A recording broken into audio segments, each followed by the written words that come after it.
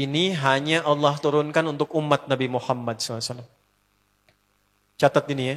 Dan saya belum pernah bagi dimanapun yang ini, yang versi lengkapnya. Kalau bisa dilakukan, bukan hanya dosa digugurkan. Tapi setiap hurufnya mempercepat terkabulnya doa kita di hadapan Allah Subhanahu wa Ta'ala. Ya. Ada 2 surah di dalam Al-Quran yang bila 2 surah ini dibacakan, itu setiap hurufnya dihitung bisa berpotensi menggugurkan dosa sekaligus mengabulkan doa-doa yang dimintakan. Sepanjang doa itu baik untuk urusan dunia akhirat kita. Kalau salah satu kurang baik diperbaiki oleh Allah. Misal dunia baik tapi akhirat tidak. Maka diperbaiki oleh Allah kepada yang lebih baik.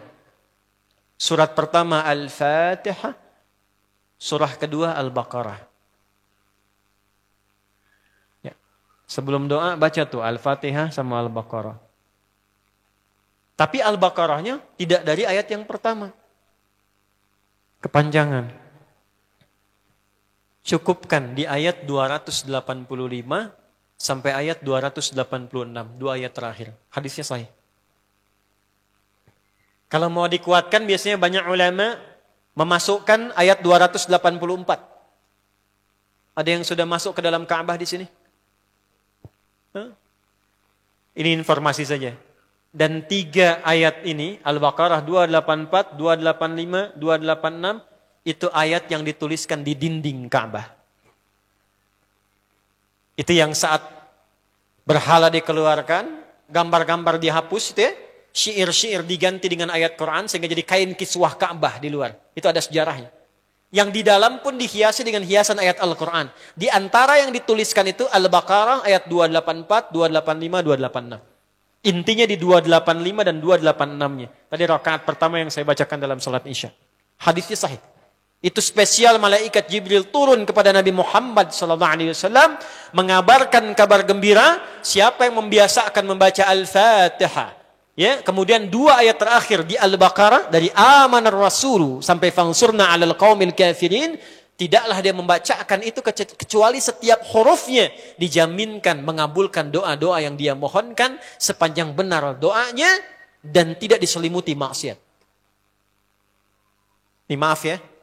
Ini saya minta maaf dulu nih. Kalaupun Anda benar doanya khusyuk sampai nangis, tapi ada selimut maksiat dalam permohonan doa itu pengabulannya mental lagi. Hadisnya sahih.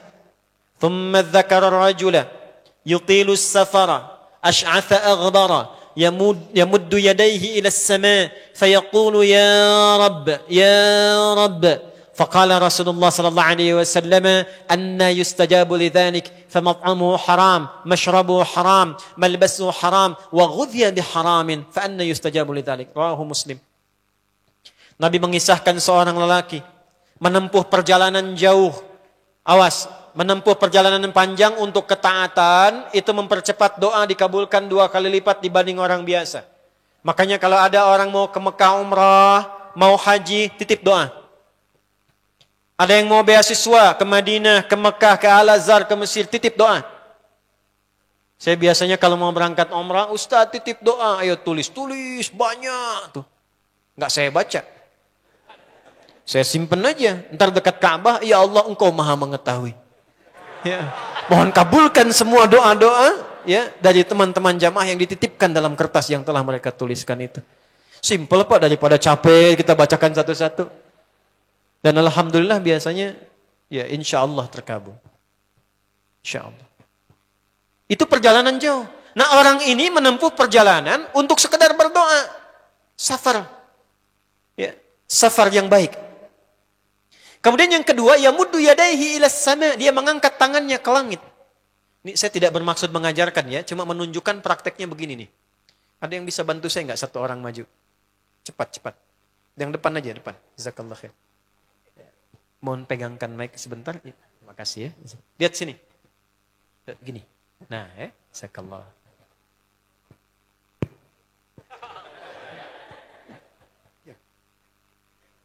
Nah, gini ya.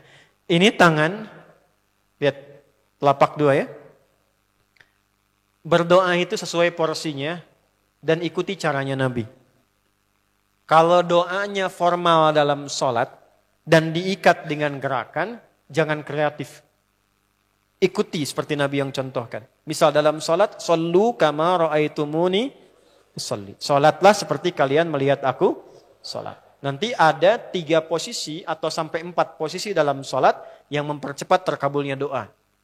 Posisi puncaknya sujud. Hadisnya sahih. Inna ma aqrabal abdi min rabbihi wa huwa sajidun fa'akthirud doa. Keadaan terdekat antara hamba dengan Rabbnya adalah saat sujud. Maka perbanyak doa saat sujud. Tangannya posisi sujud begini, menempel. Jadi nggak usah begini. Oke, begini. Nah ini di luar sholat. Di luar sholat, kalau berdoa, tangan begini. Lihat baik-baik ya. Ini kitabnya agak banyak, bahasanya panjang. Saya berikan yang simpelnya saja ya. Baik. Ini kan teman-teman telapak yang kanan, yang kiri ya. Padukan begini. Ya. Lalu setiap Anda kan pasti punya garis yang kanan dengan garis yang kiri. Ada kan? Itu membentuk keseimbangan. Oh, ini bukan ilmu otak-atik ya. Ini ada sanadnya nih. Pertemukan 2 garis itu sehingga seimbang tangan ini. Tuh. Ini masalah sederhana tapi poinnya penting sekali. Sudah? Cara yang pertama begini. Ini di luar sholat dan bukan dalam posisi saat istisqa, saat minta hujan. Begini, sudah pertemukan. Lalu letakkan sejajar dengan dada di sini. Ya. Jadi kalau dada itu, ini posisinya, ini nahar di sini. Ini ada rongga dari bagian atas dengan perut, ada rongga kosong. Nah ini yang disebut dengan sodrun di sini. Ya, kalau kita meletakkan telapak tangan saat sholat begini, letaknya di sini. Yang ini perut, yang ini nahar. Doa itu di sini. Jelas? Semakin kita memohon dengan lebih sangat, naikkan sedikit begini. Sudah? Kalau istisqa, minta hujan, agak lebih tinggi ke atas. Nah ini cara mengangkat yang standar di sini. Untuk memohon. Jelas? Oke. Jazakallah khair. Nah ini, orang ini, dia mengangkat tangannya. Jadi, melakukan perjalanan jauh, mengangkat tangannya, ya muddu yadaihi ilas sama. Orang yang berdoa dengan mengangkat tangan, itu dijawab doanya oleh Allah lewat keterangan Nabi SAW. Itu bisa al-kamakala 2 kali lebih cepat dibandingkan dengan orang yang tidak mengangkat tangan saat berdoa. Jadi Anda cuma sekedar doa dengan mengangkat begini, itu lebih cepat potensi dijawabnya dengan mengangkat doa.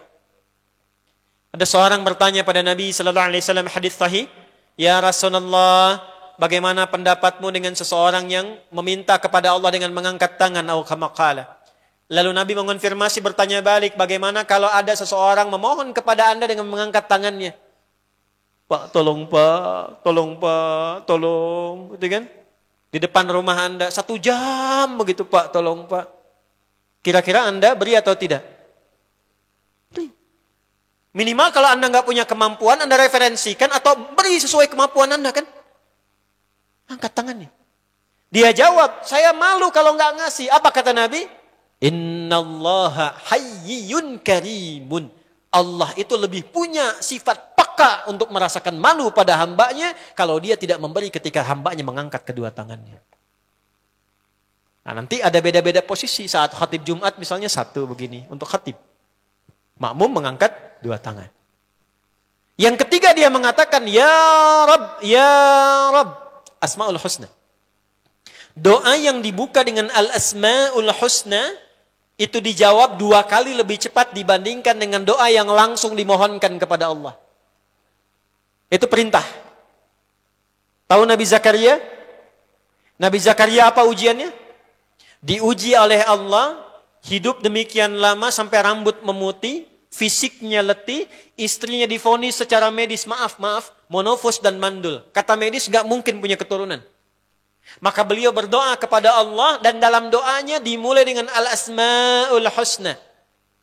Sebelum sampai ke doa itu di Ali Imran ayat 38 sampai 39, buka dulu Quran surah 17 Al-Isra ayat 110. Ini perintah langsung dari Allah. Qulidullah awidur rahman ayyamma tad'u falahul asma'ul husna. Quran surah ke-7 ayat 180. Walillahil asma'ul husna fad'uhu biha.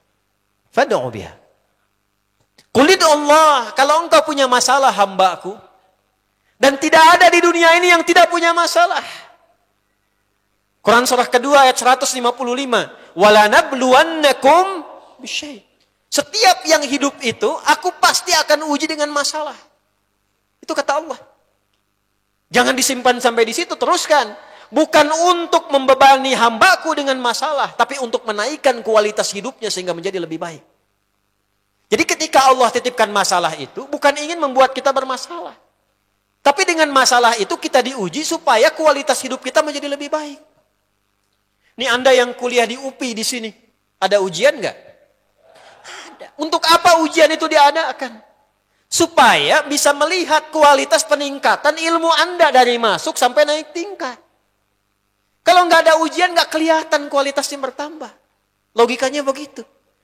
Dan tidak mungkin Allah menguji seorang hamba di luar batas kemampuannya. La yukallifullahu nafsan illa. Jadi nggak ada orang yang hidup yang tidak punya masalah.